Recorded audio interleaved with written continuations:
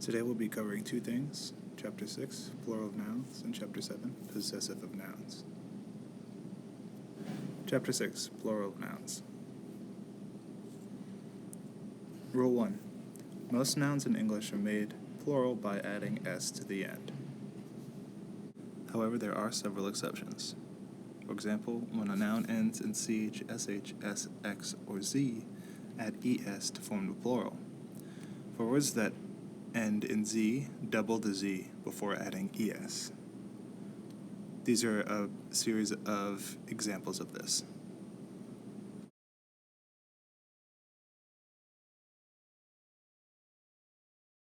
Rule number 3. When a noun ends in y, preceded by consonant, change the y to I and add es. Nouns with vowels before the y are formed by simply adding an s. Again, take a quick look at some of these examples. Rules 5 through 8 in Chapter 6 address exceptions to these basic rules. We won't be going over these individually because it may be a bit of a waste of time. So if you have a doubt about how to form a plural, either consult Rules 5 through 8 or consult a dictionary. Next, we're moving on to Chapter 7, possessives of nouns. Rule number 1 states that use apostrophe s to form the singular possessive of nouns, even if the noun ends in an s. If you look at the examples, example C says, James's coat. Even though James ends with an s, you are still going to add an apostrophe s to the end. Rule number 2 for possessives states that use only an apostrophe to form the plural possessives of regular nouns that add an s. For example, all girls, apostrophe caps. Girls here is plural, so we're only adding an apostrophe to the end. Take a look at some of the other examples on your own. Rule number 3. Use apostrophe s to form the plural possessive of irregular nouns that do not end in s. For example, the alumni's wishes, you're going to add apostrophe s to the end of alumni, even though it is a plural possessive, but it's a regular form. So words like men, women, sheep, mice, teeth, etc., they don't end in s, but they're still plural. Just add apostrophe s to the end.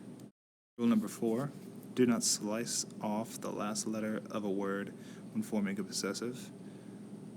Mostly be careful with words ending in s.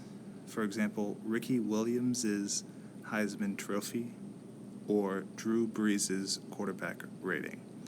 We're not going to end Drew Brees, B-R-E-E, apostrophe s. We're going to keep the s at the end and then add an apostrophe s. Rule 5.